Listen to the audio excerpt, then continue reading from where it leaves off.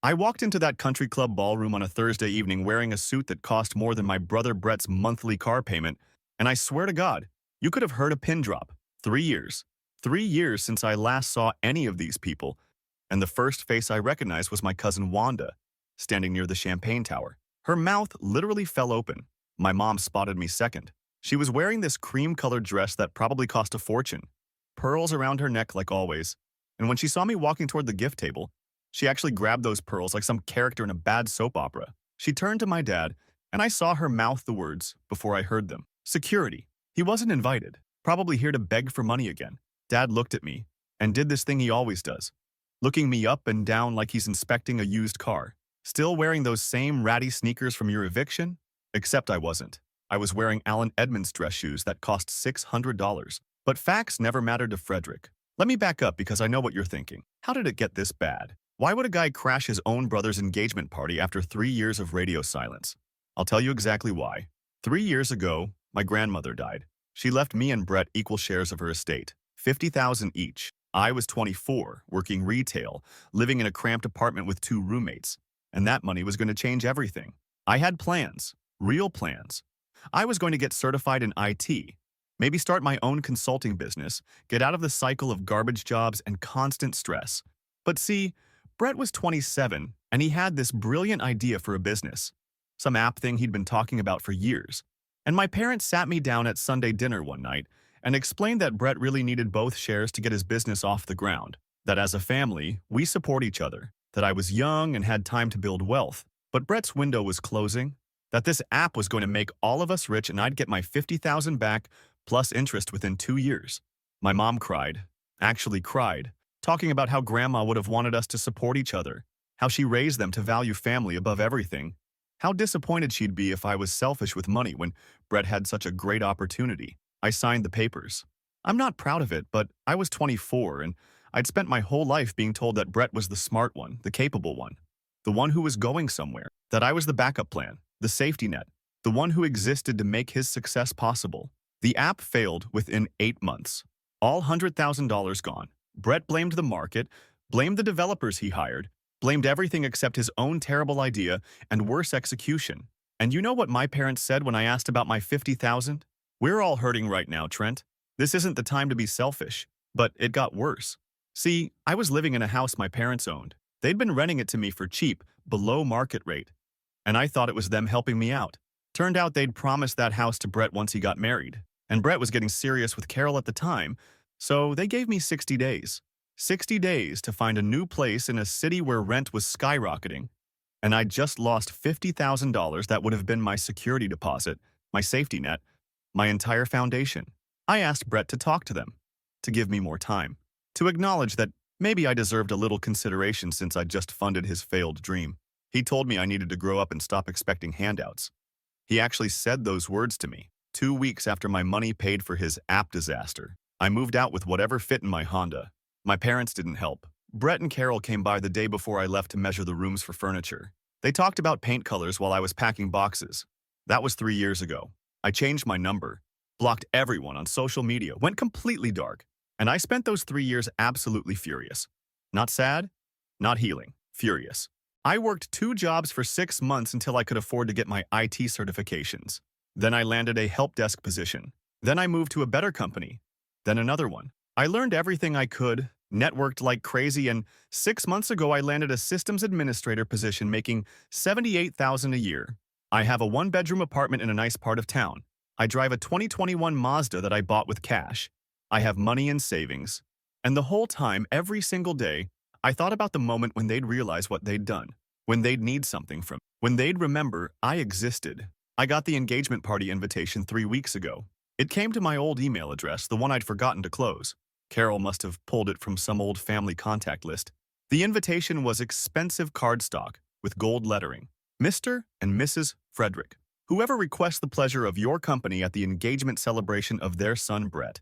They didn't even know my new address, didn't know where I worked, didn't know anything about my life, but they wanted me to come watch them celebrate Brett's happiness, watch them toast his future with Carol while pretending the last 3 years never happened. I marked my calendar, I bought the suit, I waited. So Thursday evening, I walked into that ballroom and it was everything I expected. Ice sculptures, String quartet. Massive floral arrangements everywhere. The kind of party my parents threw for Brett, but never for me. The kind of money they spent on his success while telling me we were all hurting. Brett saw me when I was halfway across the room. He was standing with Carol near the head table, and his face went through this amazing journey. Confusion, recognition, then this smirk. Let me guess, Uber dropped you off because your car got repossessed? Carol giggled. She actually giggled like we were in high school. Aw, the brother who couldn't even finish community college. I never went to community college. I have a high school diploma and 3 professional certifications. But again, facts didn't matter. Carol's sister Charlene was standing nearby with some guy in a cheap suit. She said something to him, but loud enough for everyone to hear. Is this the one who got fired from McDonald's? I never worked at McDonald's. But by now about 30 people were watching, and I could see my parents pushing through the crowd. I walked straight to the gift table. There were boxes wrapped in silver and white paper, envelopes stuffed with checks and gift cards, all arranged around this ridiculous centerpiece of white roses. I pulled a small wooden box from my jacket pocket, plain pine, about the size of a jewelry box, with a simple clasp. I'd spent 2 weeks preparing what was inside, making sure every detail was perfect, making sure there were no mistakes. I placed it on the gift table right in the center where everyone could see it. For your honeymoon, I said. You'll need it. Then I turned around and walked out. Behind me, I heard my mother's voice getting shrill. What did he bring? Frederick, what did he bring? Someone check what's in that box, but I was already gone. Out to the parking lot, into my Mazda, pulling out before anyone could follow me. I drove home, made myself dinner, watched some TV. It was around 9:30 when my phone started going crazy. The new number they didn't have suddenly lighting up with calls from numbers I didn't recognize. Then texts started coming through from my old email, people trying every contact method they could find. By 11 p.m., I had 73 missed calls, 17 voicemails, 42 text messages. My dad's voicemail was just him screaming, "What the fuck?" into the phone for 10 seconds straight. My mom's was her sobbing. "Please answer. Trent, please, oh God, please, call us back." Brett's was different. It was quiet. Just him saying we need to talk over and over. We need to talk right now. This isn't funny. We need to talk. I didn't listen to the rest. I poured myself a drink and went to bed. The next morning I had 112 missed calls. Update 1. Okay, so I promised I'd update once things got interesting. And holy hell, you guys weren't kidding when you said my family would lose their minds. I'm writing this from my apartment on Saturday afternoon, and my phone has not stopped buzzing for 48 hours straight. Let me tell you what was in that box, because I know that's what everyone wants to know. Inside that plain pine box was a USB drive, a folded piece of paper, and printed copies of about 15 pages of documents. The paper had one sentence written on it in my handwriting. For the happy couple's financial planning, congratulations on your future together. The USB drive contained every single text message, email, and social media post my family had sent over the years. Starting from 3 years ago when they kicked me out, going back even further to when they convinced me to sign over my inheritance. Screenshots of my mom telling relatives I was on drugs when I disappeared. Screenshots of Brett telling his friends I was a loser who couldn't hold down a job. Screenshots of my dad explaining to family members that I'd had some kind of breakdown and they'd tried to help, but I was ungrateful. All lies, all documented, all time-stamped and saved. The printed documents were copies of the original inheritance paperwork showing that Grandma's will specified the money was to be used for education or business startup costs, with proper business plans and oversight. Brett's app hadn't met any of those requirements. The money was supposed to be held in trust until used appropriately, not just handed over in a lump sum. My parents, as executors, had violated the terms of the will, and the last page was a letter from a lawyer's office confirming that I'd retained legal counsel to review the estate handling and my tenancy termination from 3 years ago, dated 2 months ago. Because yeah, I'd been planning this for a while. But here's where it gets absolutely wild, and you're going to love this. I didn't answer any of the calls Friday morning. I went to work like normal, came home around 6, and at 7 p.m., there's banging on my apartment door. Not knocking. Banging. I looked through the peephole and it's Brett. Just Brett, no Carol. And he looks like he hasn't slept. I opened the door because honestly, I'd been waiting 3 years for this conversation. He pushed past me into my apartment and started pacing, just walking back and forth in my living room, running his hands through his hair. Then he started talking, and it all came out in this rush. That he'd opened the box in front of Carol's entire family. That Carol's parents had been standing right there when he read the lawyer's letter. That her dad is some kind of financial advisor or something, and had immediately understood what the inheritance documents meant. that Carol's mother had pulled Carol aside and they'd been talking in urgent whispers while my parents tried to laugh it off. Brett told me that Carol's father had asked very pointed questions about family financial management and estate handling, that my parents had gotten defensive and that had made things worse, that Carol had been quiet the rest of the night and this morning she'd asked Brett if what the document said was true, if he'd really taken money that was meant to be managed properly, if my parents had really kicked me out of a house with minimal notice after that. And here's the thing, right? Brett admitted it. He told Carol, yes, technically, that was all true, but that I was leaving out context, that I'd agreed to help him, that the house situation was complicated because I hadn't been paying market rate rent, that families help each other, and I was being vindictive over something that happened years ago. Carol apparently got very quiet and said she needed time to think. Her parents had driven her home to their place instead of letting her go back to Brett's apartment, and now Brett was standing in my living room at 7 p.m. on a Friday, looking like his world was ending, demanding to know what I wanted. What do I want? I actually laughed. I asked him if he was serious, if he genuinely couldn't figure out what I might want after 3 years of being erased from the family. He told me this was about the money, that I was doing all this because I wanted the $50,000 back, that he didn't have it, but we could work out a payment plan, that he'd pay me back with interest if I just stopped whatever I was doing. I told him it wasn't about the money anymore, that if he'd apologized 3 years ago, if anyone in the family had acknowledged what they'd done wrong, maybe things would be different. But they'd made their choice. They'd decided I was disposable. Brett got angry then, started raising his voice about how I was ruining his engagement over ancient history, how Carol's family was already suspicious of him because he didn't have a college degree and worked in sales, and now I'd made him look like some kind of con artist. How Mom and Dad were humiliated at the party and people were already talking. How I'd embarrassed everyone for revenge over something that wasn't even that big a deal. Not that big a deal. Those were his exact words. Taking my entire inheritance and then kicking me out of housing was not that big a deal. I told him to get out. He refused. Said we weren't done talking. Said I owed him a chance to fix this before I destroyed his relationship. I pulled out my phone and started recording. Told him he had 30 seconds to leave my apartment or I'd call the building security. He called me paranoid and crazy and said I'd always been dramatic about everything, but he left. Saturday morning, my mom showed up at 8 a.m.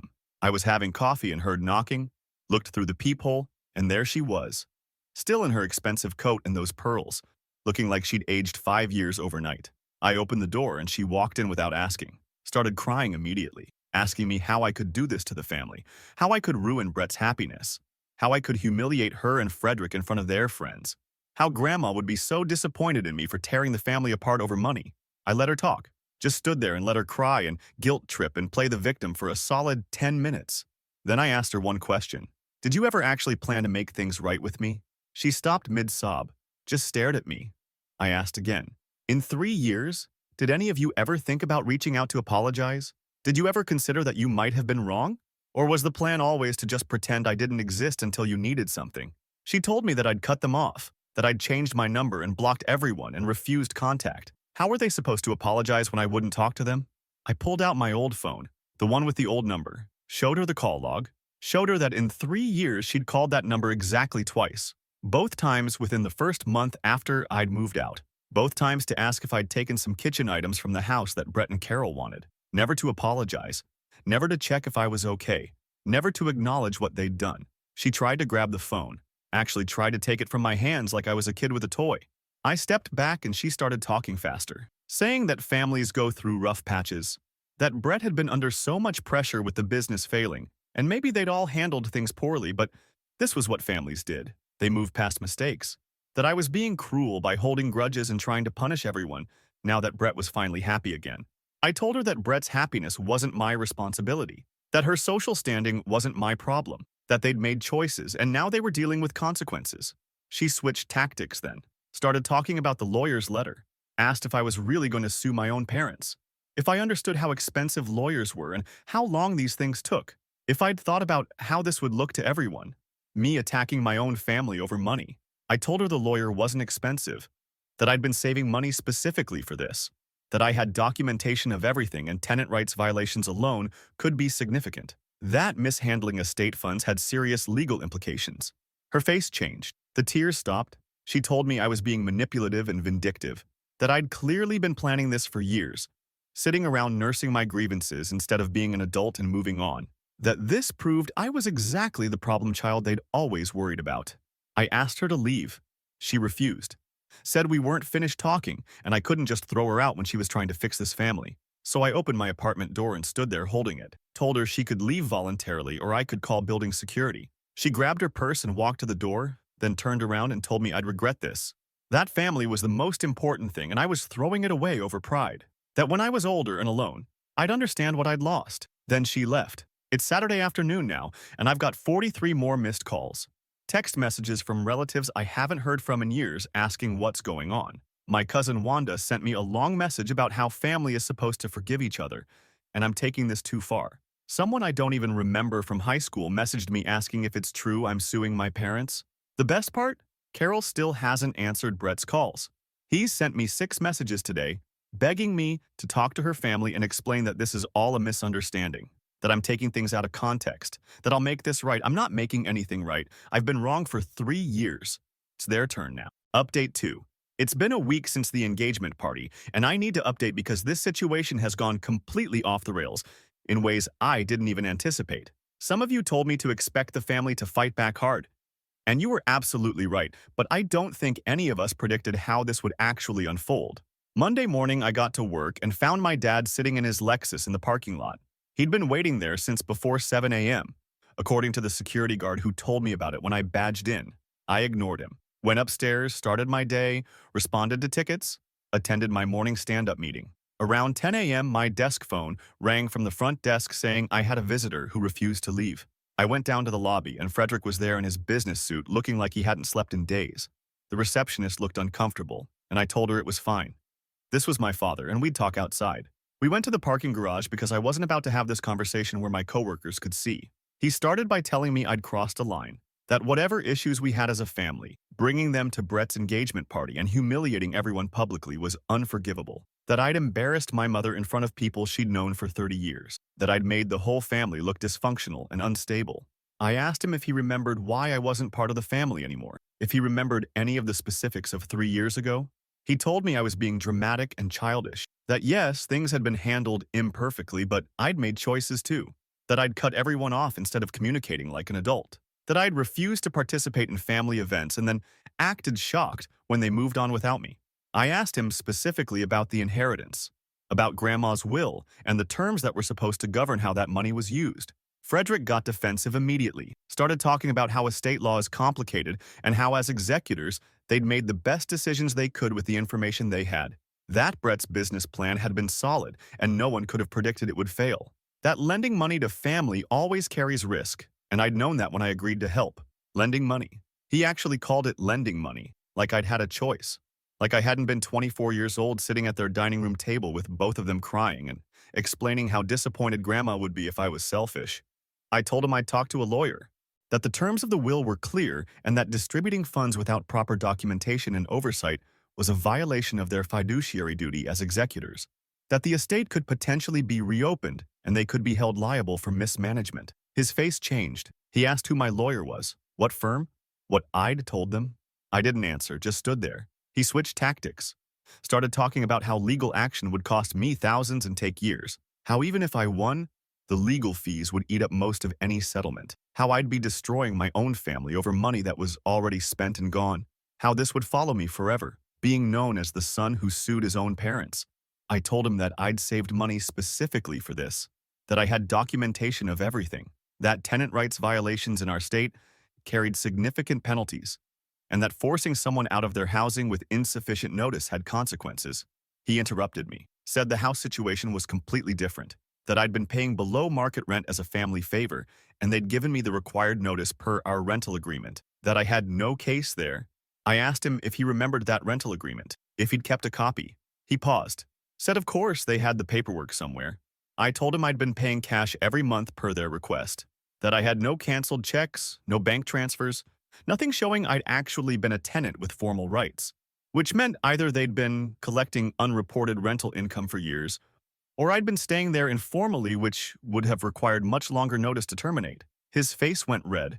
He told me I was threatening him, that I was trying to blackmail my own parents into paying me off by threatening them with tax issues. I told him I wasn't threatening anything. I was stating facts.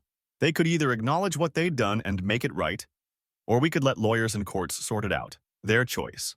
Frederick got in my face then, told me I'd always been a disappointment, but he'd never realized how vindictive I could be, that Brett had always been the capable one, the one with drive and ambition, and maybe that's why they'd invested in him instead of me, that I'd proven over and over that I couldn't handle responsibility or make good decisions, that the smart money had been on Brett and still was. I asked him if that's why he'd kicked me out. Because I wasn't the child worth keeping around. He said I'd kicked myself out by being bitter and uncooperative, that families need to pull together and support each other, and I'd never understood that I'd always kept score and held grudges instead of moving forward. I told him I was keeping score now, and that the bill was coming due. He left after that, peeled out of the parking garage fast enough that his tires squealed. Tuesday, I got a call on my cell from a number I didn't recognize. I answered because I was expecting a call back from my apartment maintenance. It was Carol. She asked if we could talk. I said sure. She asked if I could meet her somewhere, and I suggested the food court at the mall near my apartment because it was public, and I wasn't about to go anywhere private with someone from Brett's life. She showed up Wednesday evening at 6. I got there first, bought myself dinner from the Chinese place, and watched her walk in looking nervous. She got a smoothie and sat down across from me. She started by saying she didn't know what to believe anymore, that Brett kept insisting I was exaggerating and taking things out of context, but that the documents in the box told a different story, that her parents had asked a lot of questions about family dynamics and Brett's financial history, and some of his answers hadn't made sense. I asked what she wanted from me. She said she wanted the truth, what actually happened 3 years ago, whether the documents were accurate or if I'd manipulated them somehow to make Brett and my parents look bad. So I told her everything, the whole story from the beginning, Sunday dinners where they'd convinced me to sign over my inheritance, the app failure, Brett's response when I'd asked for help with the housing situation, the measuring rooms for furniture while I packed, all of it. She listened without interrupting. Then she asked why I'd disappeared instead of fighting back then. I told her I'd been 24 with no money and no leverage, that I'd been raised to believe Brett was the golden child, and I was the backup, that it had taken me 3 years to build myself up to the point where I could stand against them. Carol asked what I wanted now, if this was about getting the money back or if I wanted something else. I told her I wanted them to admit what they'd done, to acknowledge that they'd treated me like I was disposable, that Brett had taken my future to fund his dream and then thrown me away when it didn't work out, that my parents had chosen his happiness over my basic needs. She got quiet. Then she said Brett told her I'd agreed to invest in his business, that it was a mutual decision between brothers and I was reframing it now to make him look bad. I pulled out my phone, showed her the text messages from 3 years ago, the ones where I'd asked Brett to help convince mom and dad to give me more time to find housing, where he'd told me to stop being entitled, where I'd asked if he could at least acknowledge that $50,000 deserved some consideration, where he'd told me family wasn't about keeping score. Carol read them all. Her hands were shaking a little. She asked why I'd come to the engagement party, why I'd done it that way instead of talking to Brett privately. I asked her if she thought Brett would have listened, if she thought my parents would have cared, if she honestly believed any of them would have acknowledged what they'd done without being forced to face it publicly. She didn't answer. She said she needed time to think, that this was a lot, that she loved Brett, but she needed to understand who she was actually marrying. She asked if I'd be willing to talk to her parents, to answer their questions about the family situation. I told her no, that her parents were adults who could make their own judgments based on the information they already had, that I wasn't interested in campaigning for or against Brett, that she and her family would decide what kind of people they wanted to be connected to. She left after that. Thursday, my mom called from a new number. I answered because I was tired of the games. She told me that Carol's family was putting pressure on Brett, that Carol's father had asked to see Brett's financial records and credit report before the wedding, that Carol's mother had suggested postponing the engagement until some family matters were resolved, that I was destroying Brett's happiness and future over ancient grudges. I asked her what she wanted me to do about it. She said I could tell Carol's family that this was all a misunderstanding, that I could explain I'd gotten emotional and overreacted, that I could make this right. I told her that everything in that box was factually accurate, that I had more documentation if anyone wanted to verify details, that if Brett's relationship couldn't survive the truth about our family, maybe it wasn't my fault. She started crying again, told me I was tearing the family apart, that Frederick was having stress issues and couldn't sleep, that Brett was falling apart, that this was killing all of them. I told her that 3 years ago I was living in my car for 2 weeks before I found a room to rent, that I'd worked overnight shifts at a warehouse while trying to study for IT certifications, that I'd eaten ramen for months to save money, that none of them had cared about killing me then. She hung up on me. It's Thursday night now, and Brett has sent me 8 messages today. each one more desperate than the last, saying Carol wants to postpone the wedding, that her parents are asking questions about his employment history and debts, that Carol's dad wants to know why Brett hasn't paid me back any of the $50,000 if it was truly a loan between brothers, that I need to fix this before I ruin everything he's worked for, built on my inheritance, in the house that was supposed to be mine. I'm not fixing anything. Let them work for it like I did. Final update. All right, final update. Because this whole thing has finally reached its conclusion, and honestly, I'm exhausted but also vindicated in ways I didn't even imagine when this started. For everyone who said my family would try every manipulation tactic in the book, you were right.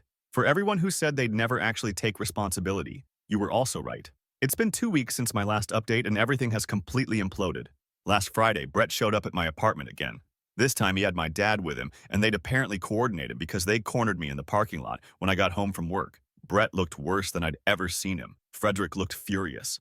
They told me we needed to have a family meeting, all of us together, to hash this out once and for all because the situation was untenable and destroying everyone. I asked what situation they meant. The situation where they'd stolen my inheritance, kicked me out of housing, and spent 3 years pretending I didn't exist?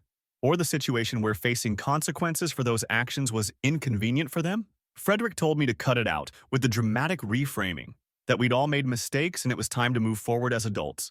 That Brett's engagement was falling apart and my mother was having panic attacks and the family reputation in their social circle was being destroyed. That I'd made my point and now it was time to fix things. I told them I wasn't interested in fixing anything, that they'd had 3 years to reach out and apologize, that they'd chosen their path and now they were living with it. Brett completely lost it then, started yelling right there in the parking lot, that Carol had called off the engagement 2 days ago, that her parents had told her she needed to seriously reconsider marrying into a family with this kind of dysfunction and financial entanglement, that Carol's father had done some digging and found out Brett still had $23,000 in debt from the failed app business that he'd never told Carol about, that Carol's mother had suggested she take a break from the relationship entirely until these issues were resolved. 3 years of planning a future with Carol gone, because I'd put the truth in a box and left it at their engagement party. Frederick jumped in, said this was about more than just Brett now, that people in their social circle were asking questions, that someone at the country club had asked my mother directly about the family situation and whether it was true one of their sons was suing them, that my mother couldn't go to her book club without people whispering, that their reputation was being destroyed over something that should have been handled privately. I asked them why they thought I cared about their reputation. Brett said I should care because they're my parents, because Frederick had raised me and paid for my expenses growing up and I owed them basic respect, because family meant something even if I wanted to pretend it didn't. I told Brett that family meant protecting each other. That family meant not taking everything from someone and then kicking them to the curb. That family meant apologizing when you were wrong instead of spending 3 years telling everyone the victim was the problem. Frederick said I was twisting everything, that they'd done what they thought was best at the time, that hindsight was 20/20, but they'd been trying to help Brett succeed and that had been a valid choice, that the housing situation had been handled according to the rental agreement and I was manufacturing grievances. I asked Frederick directly if he'd filed taxes on the rental income from that house, if he'd reported the cash payments I'd been making every month. He went quiet, then said that was between him and the IRS and had nothing to do with the current situation. I told him it had everything to do with the current situation, that he'd put me in an informal housing arrangement specifically so he could collect money under the table, then use the informality of that arrangement to kick me out with minimal notice when Brett wanted the house, that he'd created the situation that benefited him and then exploited it when convenient. Brett told me I was threatening our parents with tax evasion charges over a family disagreement, that I'd become exactly the kind of vindictive person they'd always worried I might be. I asked him what kind of person takes $50,000 from their younger brother and then tells him to grow up and stop expecting handouts. The argument went in circles for 20 minutes, them insisting I needed to call off the lawyers and tell Carol's family this was all blown out of proportion, me refusing, them getting angrier, me staying calm because I'd been preparing for this conversation for 3 years. Finally, Frederick said they'd be willing to discuss a payment plan for the $50,000, that it would take time, but they'd commit to paying me back if I dropped everything else and helped repair Brett's relationship. I told them it wasn't about the money anymore, that I wanted a formal written apology, acknowledging specifically what they'd done wrong, that I wanted them to tell Carol's family the truth without minimization or excuses, that I wanted them to tell their social circle that the rift was their fault, not mine. Brett said I was insane if I thought they'd humiliate themselves like that, that asking them to publicly take blame was vindictive and unreasonable, that I was demanding they destroy their own reputation to satisfy my ego. I said their reputation was already destroyed. I was just asking them to be honest about why. Frederick told me I'd crossed a line and there would be consequences, that they'd fight any legal action with everything they had, that they'd make sure everyone knew I was an ungrateful son who'd turned against his family over money, that I'd regret making this choice. I told them good luck with that. Then I went inside. Sunday, my mom tried a different approach. She showed up at my apartment at 10 in the morning with my Aunt Ronnie. I hadn't seen Ronnie in 4 years. She lived 2 states away, and we'd never been particularly close, but apparently my mother had been calling relatives trying to build a coalition. Ronnie started talking about how family feuds destroy everyone involved, about how her own mother had stopped speaking to her sister over an inheritance dispute and they'd never reconciled before the sister died, about how I'd regret this when I was older and my parents were gone. I told Ronnie that her sister's situation had nothing to do with mine, that this wasn't about an inheritance dispute. It was about my entire family deciding I was disposable and then being upset when I agreed with them. My mom started crying, the same performance she'd done before, but this time she added something new. She said they'd been thinking about what I wanted and they were willing to write me an apology letter, that they acknowledged things had been handled poorly, that they wanted to make amends. I asked what exactly they were apologizing for. She said for the misunderstanding about the inheritance and for not communicating better about the housing situation. I told her that wasn't an apology, that calling it a misunderstanding was minimizing, that not communicating better implied the problem was unclear expectations rather than deliberate choices.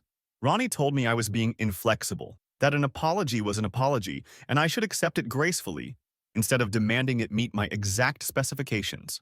I asked Ronnie if she'd accept an apology that refused to acknowledge what the person was actually apologizing for. She said I was being difficult and that this attitude was exactly why the family had struggled with me. I told them both to leave. Monday, I got a letter from a lawyer. Not my lawyer, their lawyer. It was a cease and desist demanding I stop making defamatory statements about my family and threatening legal action if I continued to interfere with Brett's personal relationships. I forwarded it to my lawyer. He called me Tuesday and we talked for an hour. He said the cease and desist was toothless. That truth is an absolute defense against defamation and everything I'd said was documented. That threatening to sue me for telling Carol's family facts was an intimidation tactic that wouldn't hold up. He also said he'd reviewed all the documentation I'd given him about the estate and the housing situation, that we had a solid case for both mismanagement of the estate and improper eviction, that the cash rental situation particularly was problematic for my parents from a legal standpoint, that he'd recommend we file within the next 30 days. I told him to file.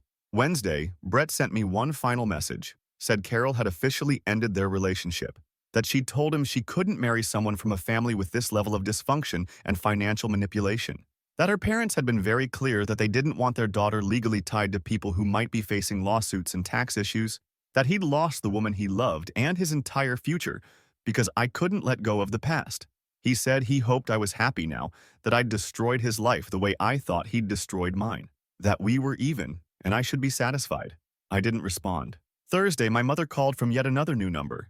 I answered because I was curious what tactics she'd try next. She told me they'd fired their lawyer because he was too expensive and they couldn't afford to fight me, that the stress was literally making Frederick sick and he'd had to start taking medication for his blood pressure, that Brett had moved back home because he couldn't afford his apartment anymore after Carol ended things, that their life savings were going to be depleted, fighting my lawsuit, and they'd probably have to sell the house.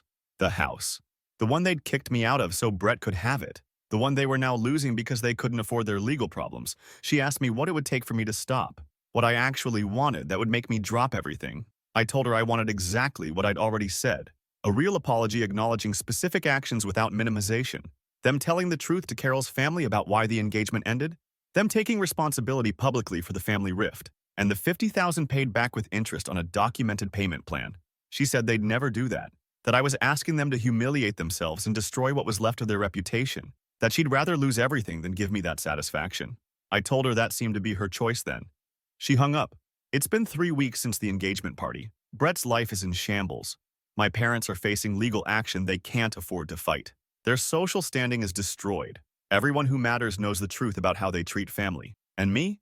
I'm still working my systems administrator job, still living in my nice apartment, still driving my Mazda, still building my life on my own terms. Carol reached out to me once more through Instagram DM, said she appreciated me being honest with her even though it ended her relationship, that she hoped I found peace with whatever happened next, that she was sorry my family had treated me that way. I thanked her and wished her luck. Someone asked in the comments on my last update if I felt guilty about destroying Brett's engagement, if I ever thought maybe I'd gone too far. No, I don't feel guilty. Brett destroyed his own engagement by building his future on lies and money he'd stolen from me. Carol deserved to know who she was marrying. My parents deserved to face consequences for their choices. They spent 3 years pretending I didn't exist until they needed something from me. They had every opportunity to make things right and chose not to. Now they're dealing with what they created. I crashed my golden child brother's engagement party and put the truth in a wooden box.